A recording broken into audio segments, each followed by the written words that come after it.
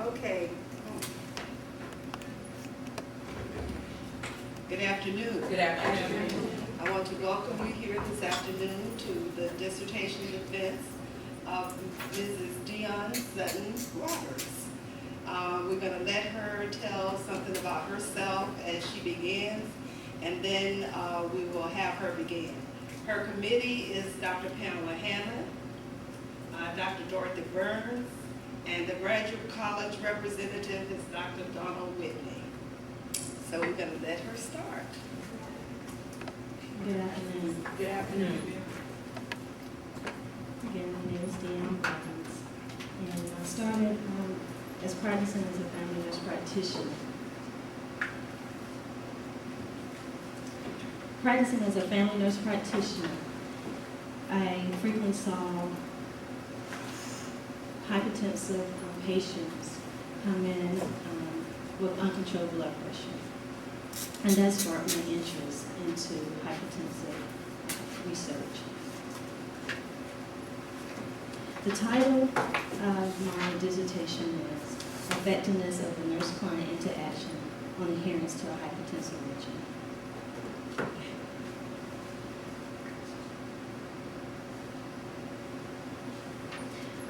High blood pressure causes stroke, renal disease, and cardiovascular disease. It affects 50 million or more Americans. Interestingly, in the first year, 50% to 60% of high blood pressure clients discontinue their care.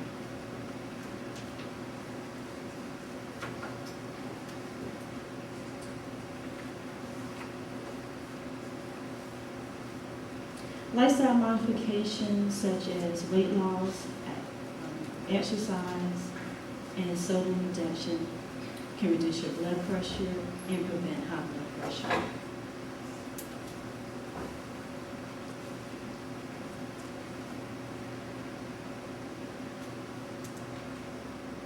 The problem is 6.4 million African Americans is affected with high blood pressure. Of the 6 million, 27% have controlled blood pressure. Interestingly, in high blood pressure, the incidence of high blood pressure in African Americans is much higher than whites.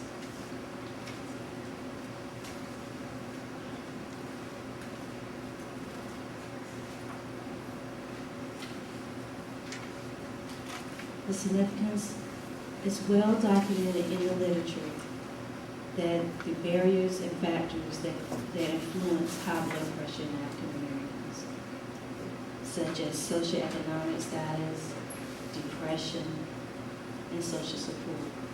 However, there are limited culturally appropriate intervention studies that address high blood pressure control in African Americans.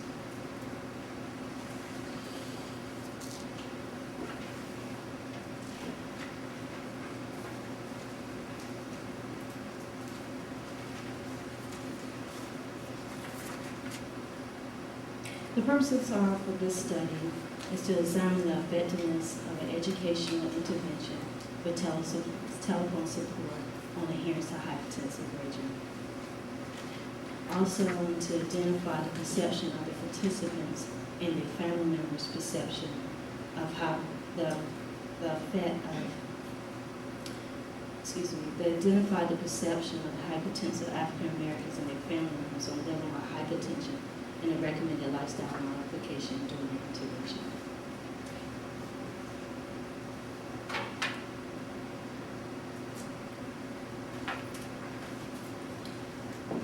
In the African American community, high blood pressure occurs at an early age. It's more difficult to control, and it leads to target organ damage. Deaths in high blood pressure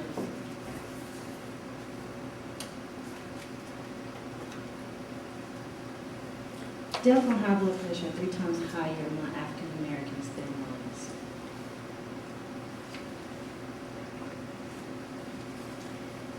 The literature shows that lifestyle modification that can affect the blood pressure.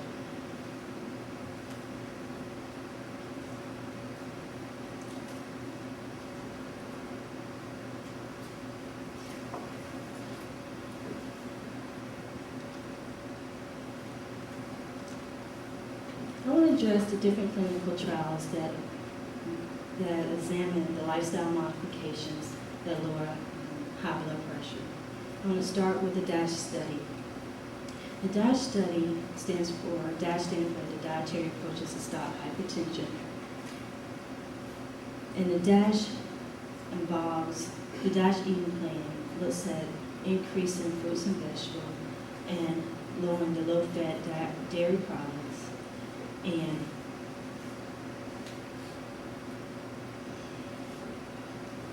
the reduction of saturated fats and total fats.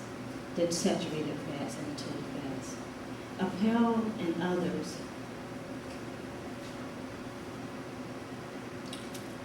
and others found that the DASH study lowered the blood pressure when you added it with the reduction of saturated fats and total fats. The TONE study looked at weight loss and sodium reduction in the elderly. And they also found that weight loss and sodium reduction lowered the blood pressure. The PREMIER clinical trial looked at behavioral interventions, and they randomized to 3 intervention groups. The group that had the highest reduction was the group that had behavioral intervention plus the DASH eating plan. And that group had a reduction of 11.1 millimeters per mercury with systolic blood pressure and 6.4 millimeters per mercury for the diastolic.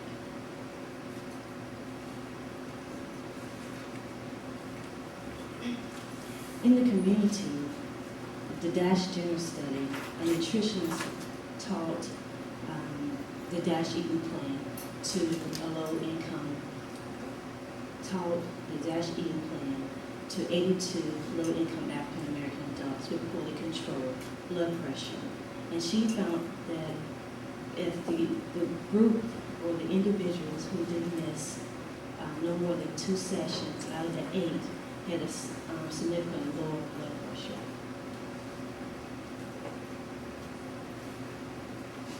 Wilson was an interesting study because they looked at the African-American beliefs on what caused high blood pressure. And they found that the participants said pork caused high blood pressure and that it was a symptomatic illness, which is different from the medical understanding.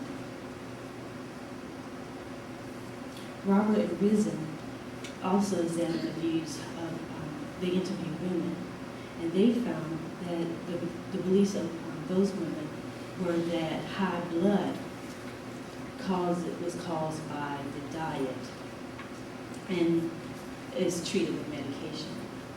And hypertension is caused by stress and treated with relaxation.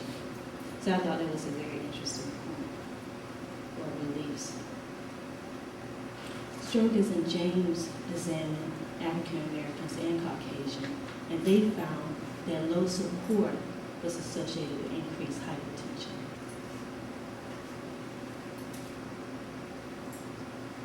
The definitions for this studies are, first, adherence.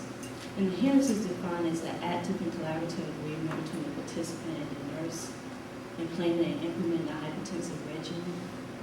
The nurse-client interaction is defined as a nursing intervention that consists of a monthly education sessions and a telephone call support.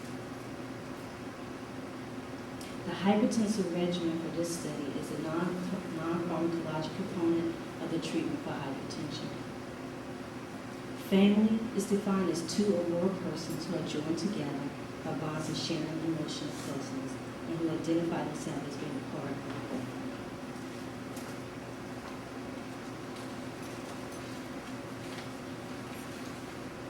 The theoretical framework for this study was the theory of goal attainment, King's theory of goal attainment. And the theory of goal attainment described the nurse climb and the action that leads to the achievement of mutual set goals. The theoretical concepts that guide the study of self, communication, interaction, and transaction. Self within the personal system, which is represented by the African American participant, which is measured by the demographic data instrument.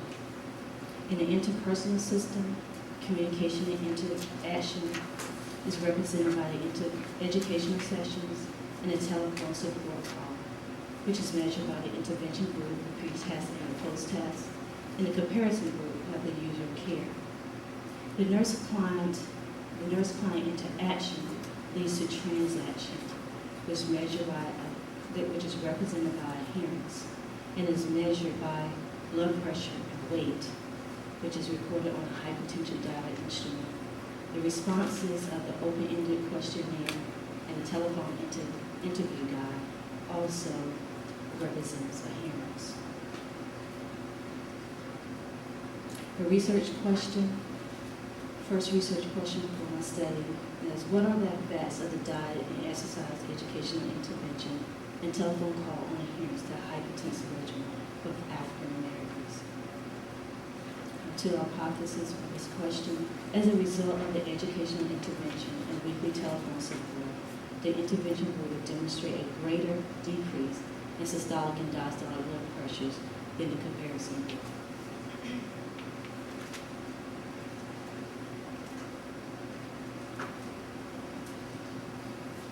The intervention group will demonstrate a greater weight loss at the end of the 12 weeks than the comparison group. The second question, what are the perception of participants on the effects of the educational intervention and telephone call on adherence to the hypertensive regimen? Thirdly, what are the perception of the participants' significance? The participants' significant others on the effects of the educational intervention and the telephone call on adherence to the hypertensive regimen. The research design utilized for this study was Miss Method's, and the approach was the sequential explanatory strategy. For phase 1, the quantitative phase, a non-equivalent control pre-test and post-test design was used. For phase 2, the qualitative phase, it was a descriptive qualitative study using an open-ended questionnaire and a telephone interview guide. I used a convenient sample, and sample was 37 participants, African American, ages 18 to 64, recruited in North Carolina in medical practices.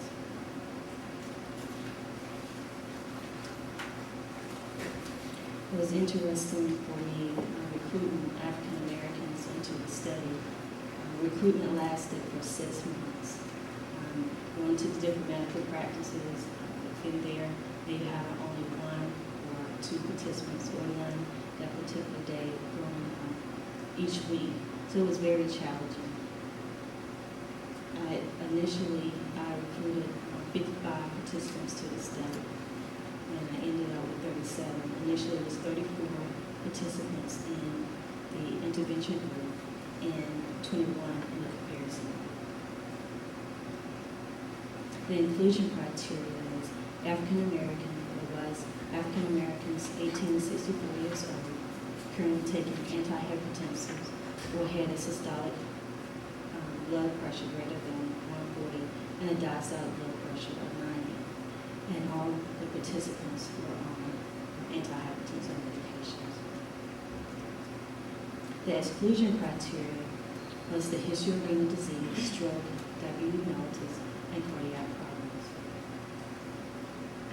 The power analysis determined that I would have 17 participants in each group to have a power of 80%. And my target goal was 30 for each group. For phase 1 of the study, I attained Hampton University IRB approval, distributed recruitment flyers to the physicians, explained the study to the individuals who met the inclusion criteria, obtained informed consent, and answered questions. The demographic data sheet was completed by the intervention group and the comparison group, obtained baseline weights and blood pressure, and all all the blood pressures, and including the monthly blood pressure, were recorded on the hypertension data sheet.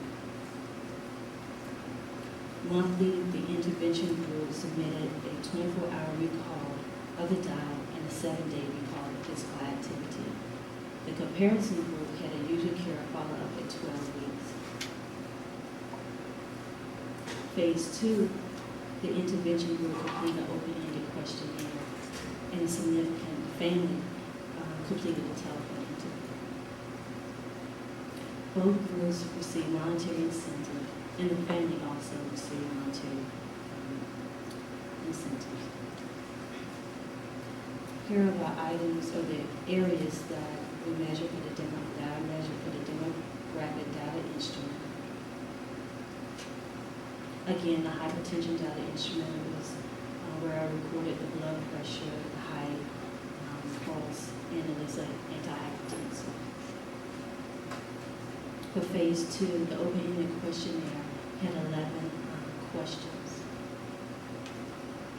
The telephone interview guide mirrored the open-ended questionnaire and also had 11 questions. For phase 1, I use a descriptive statistics to characterize the sample and use ANOVA to examine the difference between the group means.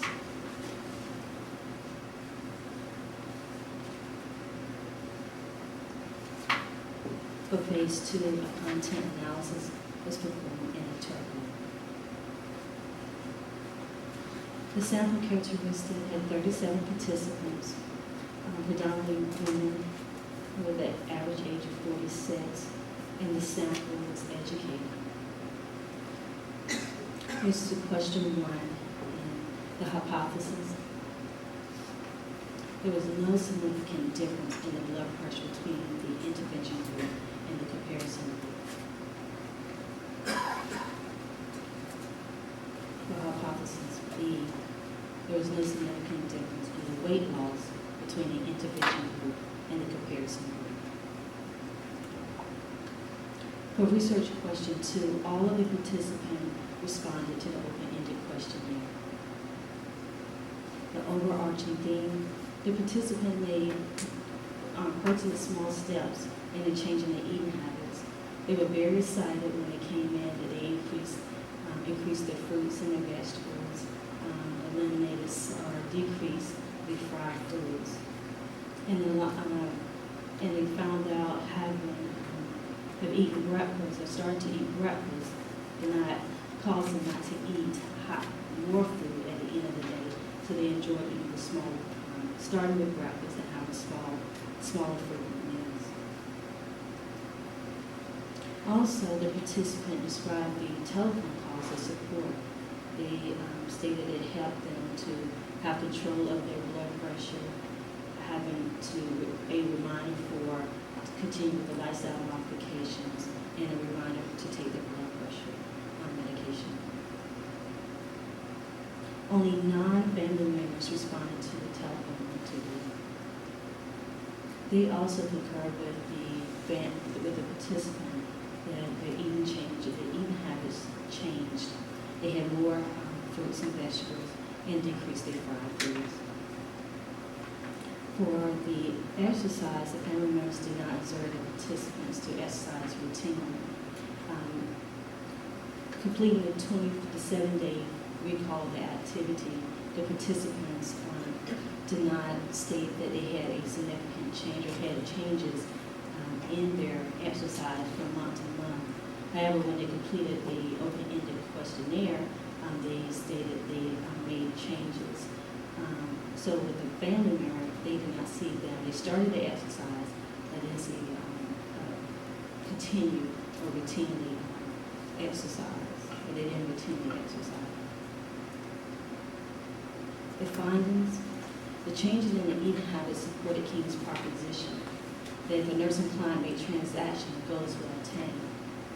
The change in the exercise patterns were inconclusive and support King's proposition that nurses with special knowledge communicated appropriate information for the client's goal attainment will occur.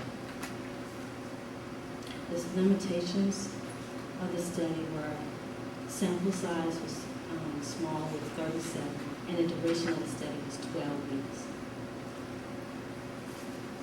The conclusion, this method design can be utilized to address adherence to hypertensive regimen with African Americans. Also, a diet and exercise education intervention and telephone call can assist in making positive changes in the eating and exercise habits. Implication for nursing, stress the significant lifestyle modification in addition to the antihypertensive medication, setting mutual goals as office visits and revisiting the goals, and implementing strategies to increase adherence between office visits, such as the telephone intervention.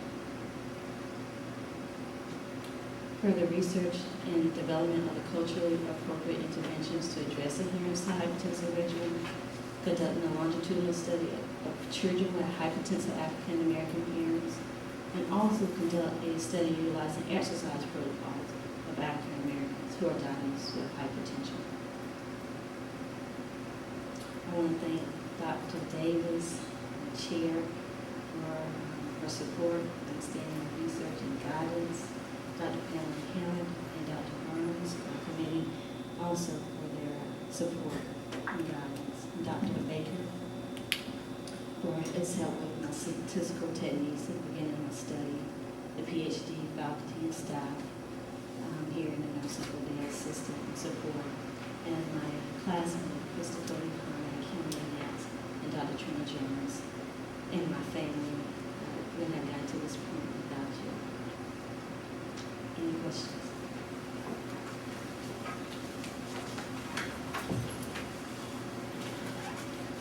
Okay, thank you for your presentation. And we will begin now with Dr. Pamela Hammond, and then followed by Dr. Burns and Dr. Whitney and myself.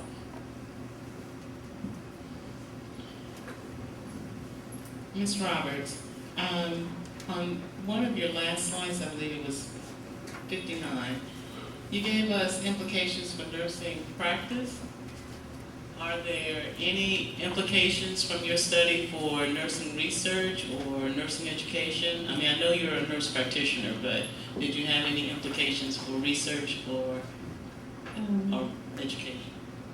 For education, the nursing faculty should, when they're presenting the lecture on hypertension, not just stress the pharmacological treatment, but the non-pharmacological lifestyle modifications.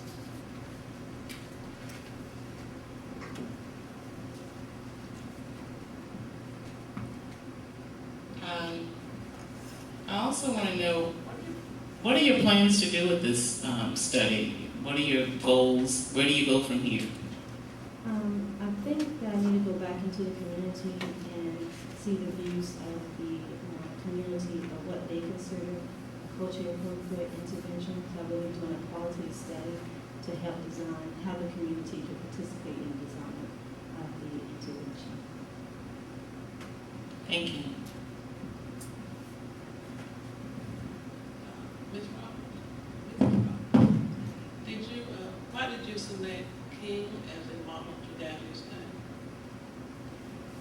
I chose King because King looked at a nurse and a client setting mutual goals and achieving the goals, and basically that's the reason why that she focused on the nurse-client interaction, setting mutual goals, and to goal attainment. And other question is, what advice would you give researchers who are trying to recruit African Americans for any study? What advice would you give? That would take some time. I think that maybe sometime in center, not only at the end, but progressively throughout the whole study.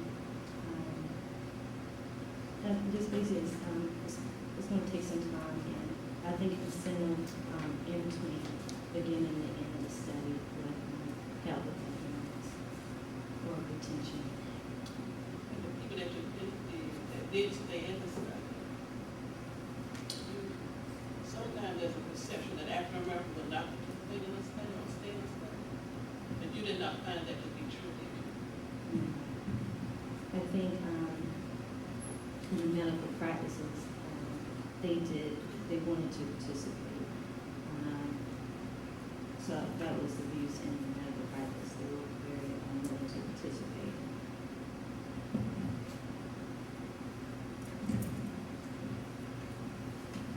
Ms. Roberts, one of the conditions for a doctoral dissertation is that it be a unique study.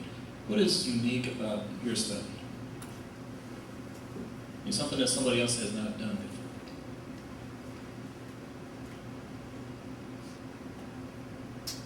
I would say that what was unique about this study?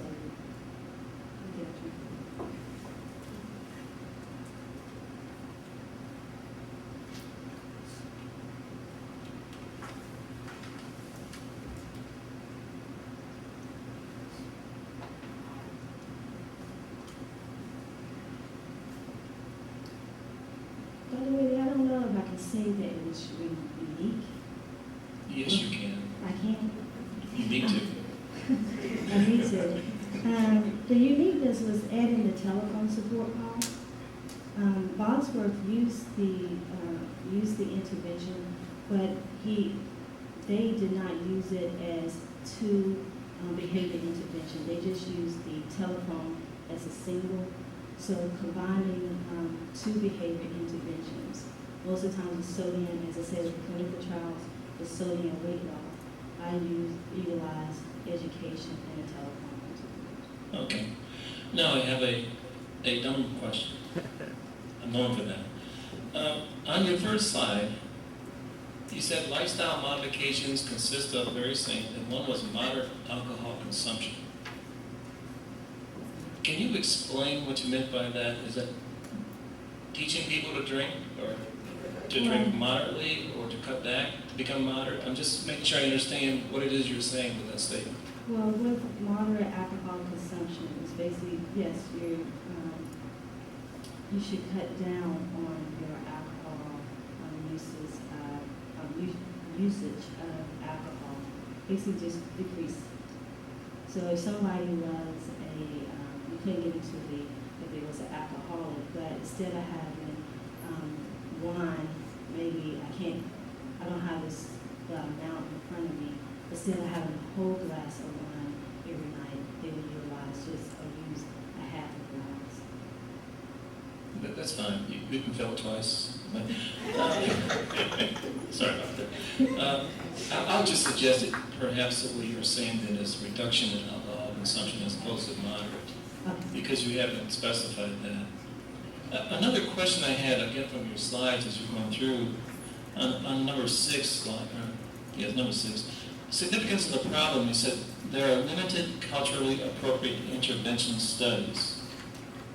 Now, do you mean limited is the key word in terms of being a small number of culturally appropriate interventions, or are you saying that there's a problem with it being appropriate? I'm making sure I understand the emphasis of your statement. Both. There are not a lot of intervention study that's culturally appropriate for the African American community. So it's limited in number and also that is culturally appropriate. I guess I'm just curious, what is an inappropriate intervention study? I'm just curious. I'm missing something in your point, I think, on the appropriate If piece. it's inappropriate, if you're going to enter a community, African American community, and you want and say, let's start with having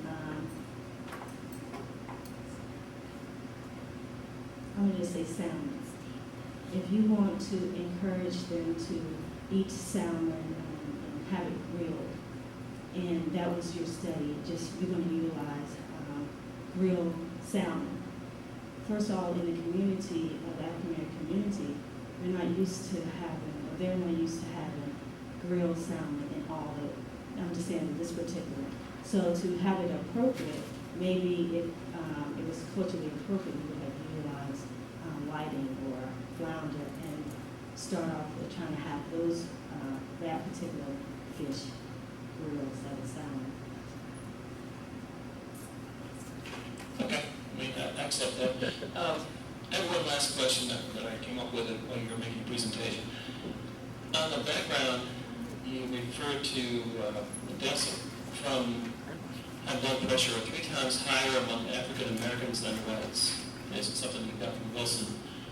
And I'm just curious, how do you identify if the death is associated with high blood pressure versus other diseases that are frequently occurring in the same populations at pretty much the same time? You didn't do it, it was from the other group perhaps, but I'm just curious. That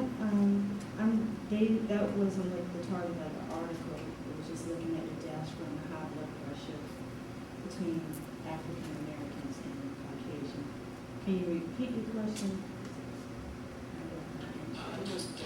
I'm just curious about how the cause of death was associated with high blood pressure, because that normally doesn't blow out of the vein, right? Unless you stroke or something like that, or is it? I'm just wondering if there were specific diseases or pathologies that people died from that definitely high blood pressure caused. Well, it's really not clear about the causes. One of the common causes is genetic, but the causes of hypertension have not been one clear reason or one clear cause for high blood pressure. They have identified that genetics may have a play in high blood pressure, but it's not clear of what caused high blood pressure. That's all the questions I have.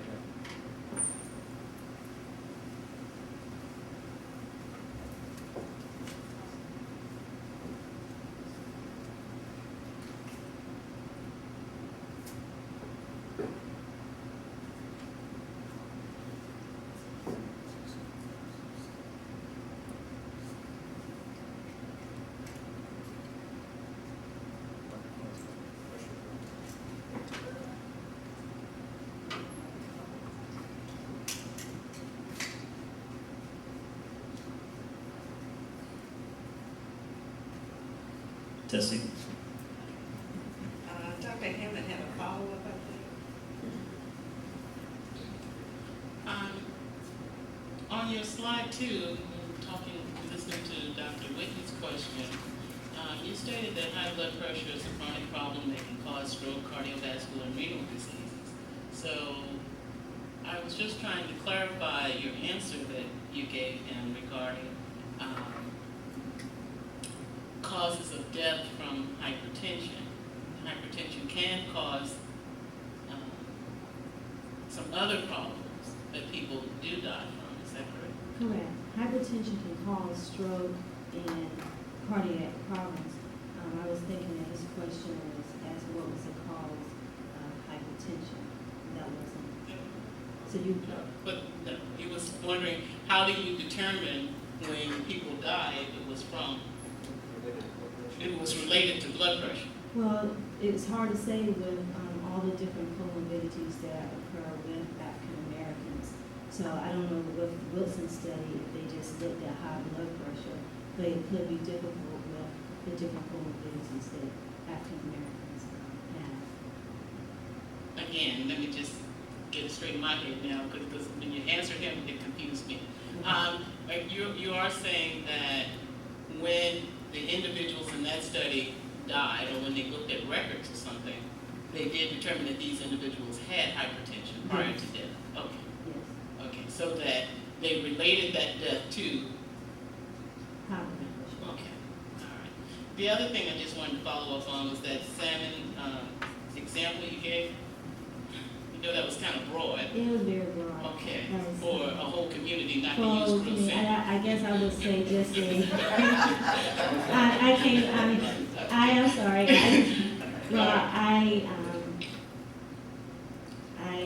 Anyway, That was an that was a example. very broad, very narrow. I don't know. I guess I should have used. That's good. I mean, as long as we don't want the audience leaving thinking that Yeah, you can't find a community to meet know, yourself. that was, I would not have generalized that to the whole Thank you so much. I don't want to prolong that. Look, Dionne, I don't eat it, but Dr. Hammond does. Let's see.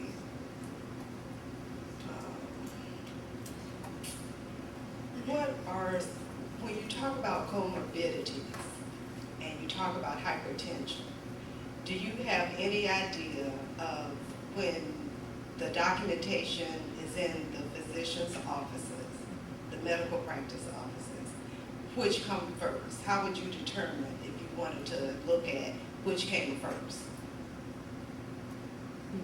Was it the hypertension or the, you have comorbidities that cause hypertension? Most of the time you see the patient with hypertension, but to say which one came first and which second, I don't. But how would you find that information out? In the patient's chart. Yeah, so when you do a chart audit, you find out those things that are identified that the patient has, or the client has that you're working with. Correct. Okay, so you did have some people that had other comorbidities? Well, the exclusion criteria did not look at patients that had diabetes or renal disease or other cardiac problems. Okay, and you found that out using the charts or self-report? Correct. And I included, when I went to the medical practice and I would ask, do you have high blood pressure? And then I also asked, do you have diabetes or and so forth? And if they did have diabetes, I thanked them for giving me the time, but I couldn't include them to the study. Okay.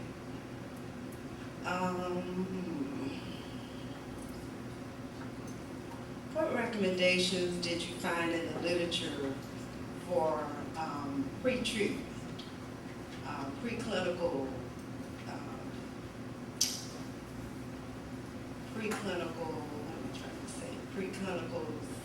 hypertension, yeah.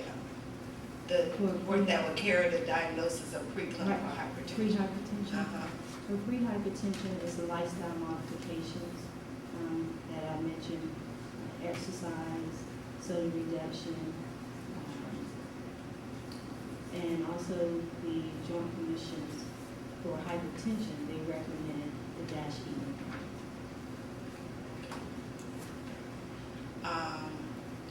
My next question is, how did your CTE support your gathering your information? And I know you went through it and you told us what instruments you used, but in using those instruments, did you find that they yielded you the information you needed for your study, and why?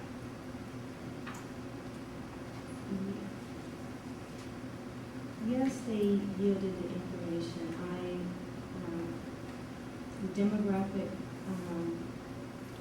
data entry led me to know if the person or the participant were exercising prior to the study. Also, they helped me to determine if how many years they've been diagnosed, the nursing, the hypertension data sheet, and the different educational sessions, a recording of the blood pressure and the weight. So I yielded the information. Yes, I did receive the information that I needed.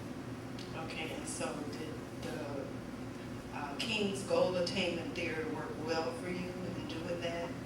Yes, I believe it's an excellent framework because it guided me on how the nurse should interact and to set goals, so you can give the participant the appropriate information that you'll have goal attainment.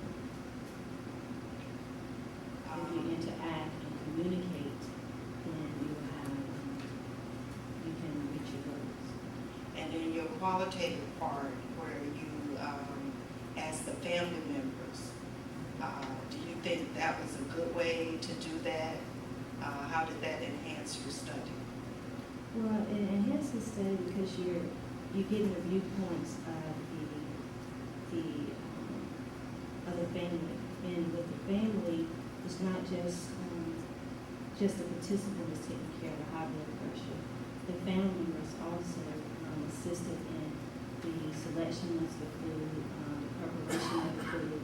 So I believe it helped because to have a controlled blood pressure, I was seeing that they came into the medical practice and they said it's taking a medication, but you didn't hear the other side about the family. Are they really eating the correct food? So we don't hear about the lifestyle modifications a lot of times.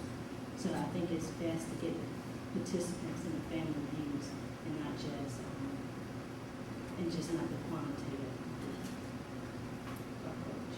Okay, and so that was another reason your study was significant. Yes. Thank you.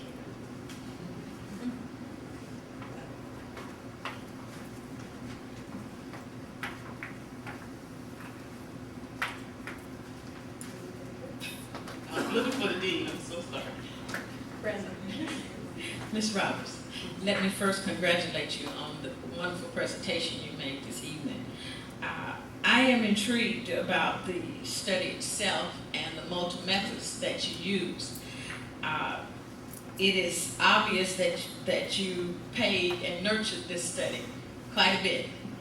You need to congratulate yourself on retention. I think Dr. Burns was trying to say that to you, that anyone that can retain people in a study, and even though you cited as a limitation the length of time, my goodness, 12 weeks is a long time to keep up with a group of folks. So I'm not sure, from my perspective, that that's a limitation. I think that you are to be commended for having maintained people in a study for 12 weeks. I also want to commend you, and I'm going to get to the question, I think, on the number of males that you had in your study. And as you were posed the question earlier about uniqueness, again, that's a unique piece that you were able to have 43% of your total group were African American males. That speaks to you that you were able to retain them and get them to participate and then retain them in the study.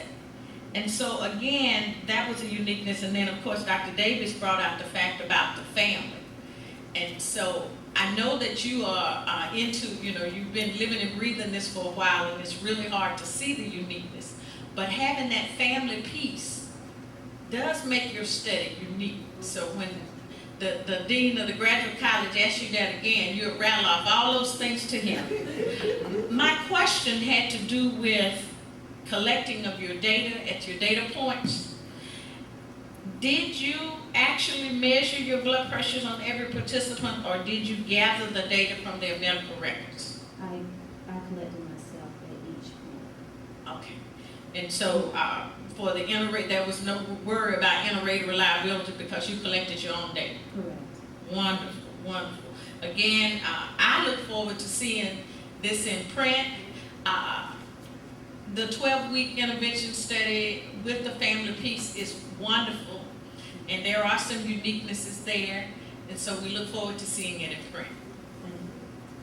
Thank you, Dean Davis.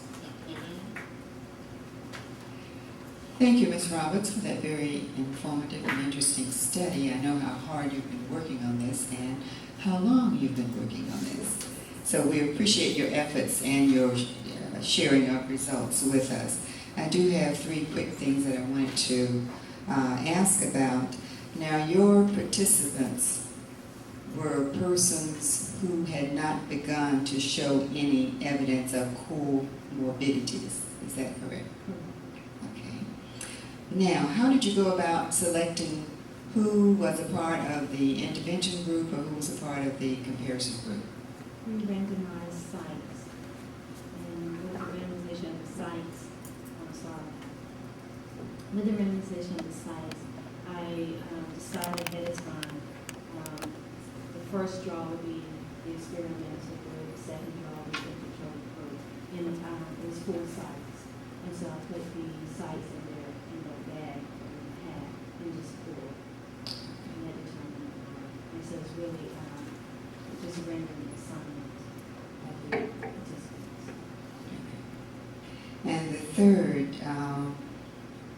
you were wondering if, in terms of your results, if the participants would have a decrease in the kinds of bad foods they were eating, that they would increase their exercise.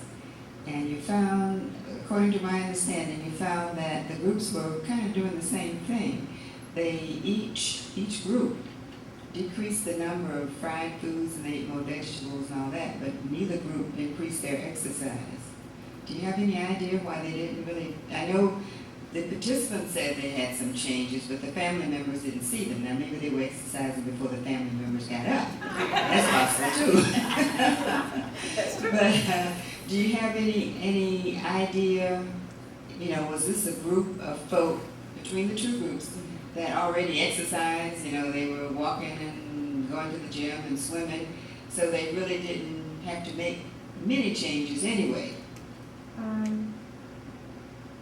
When you say 2 groups, the comparison group, I didn't get the information for comparison, so it was just the intervention group. So, okay, so that data analysis didn't pertain to the comparison group? I compared their weight and their blood pressure.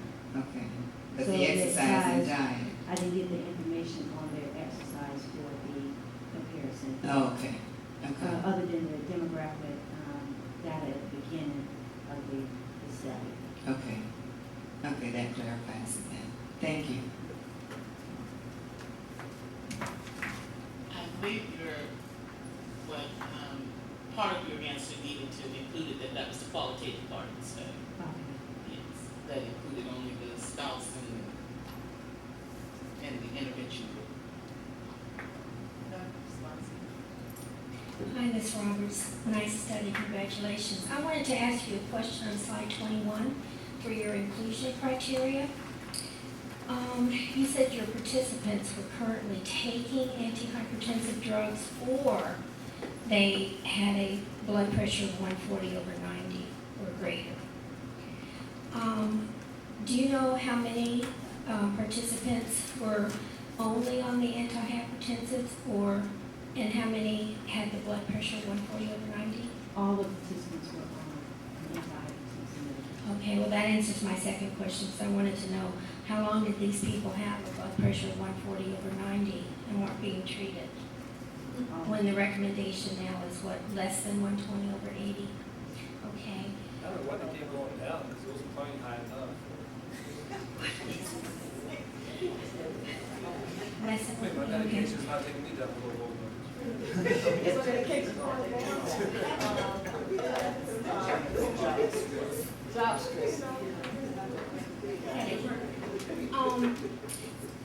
And we've been talking about your intervention lasted 12 weeks. What did you base that decision on? The literature and different studies were 8 weeks and 9, and then some is 12 weeks.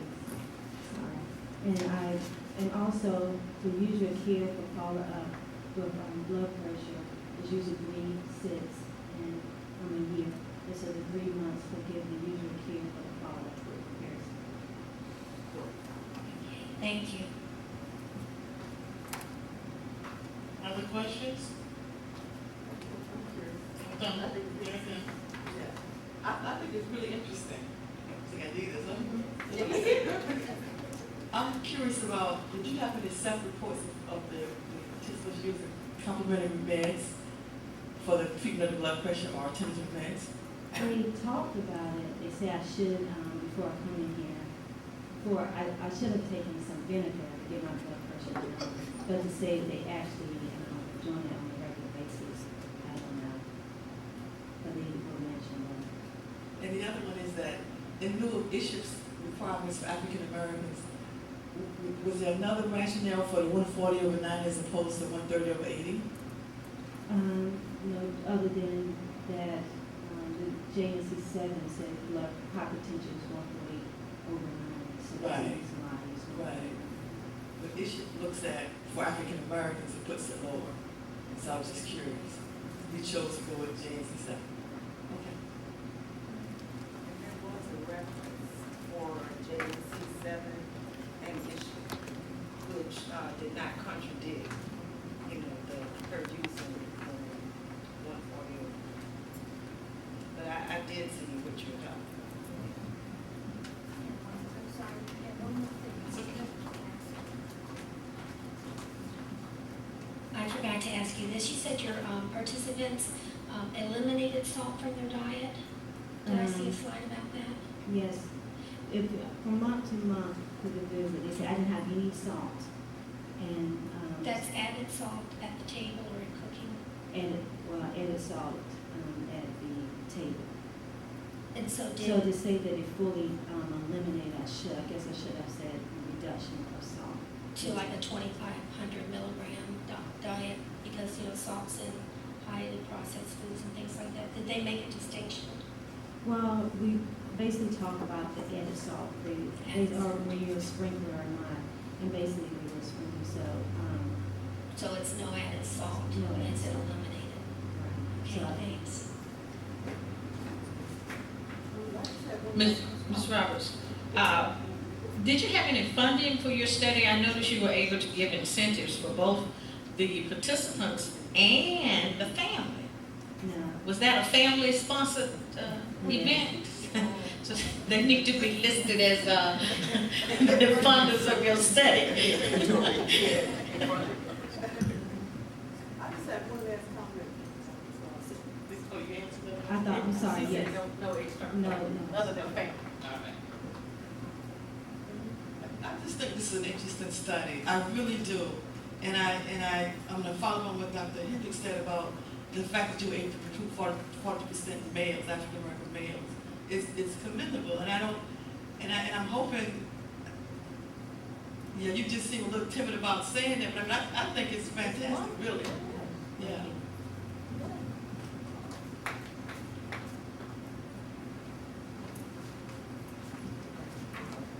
And she's also timid about the effect that she had on these people. To put it frankly, she really made an impact with the people she worked with.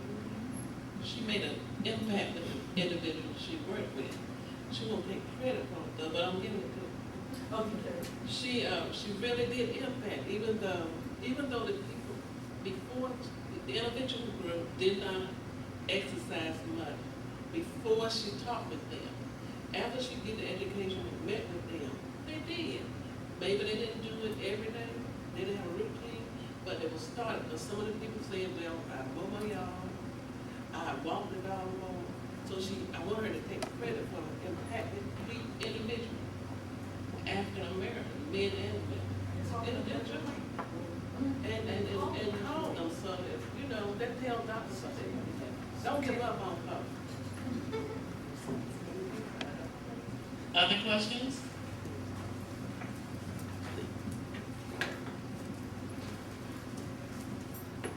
Okay, I thank Dr. Hammond for her assistance.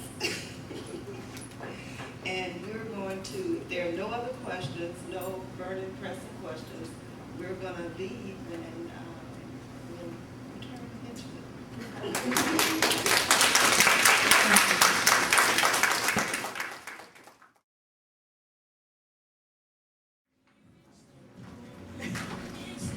That would be great. Close it on. Will we see you? You see it? It looked like it's frozen now. Sir? Yeah, sir. That's okay. Okay.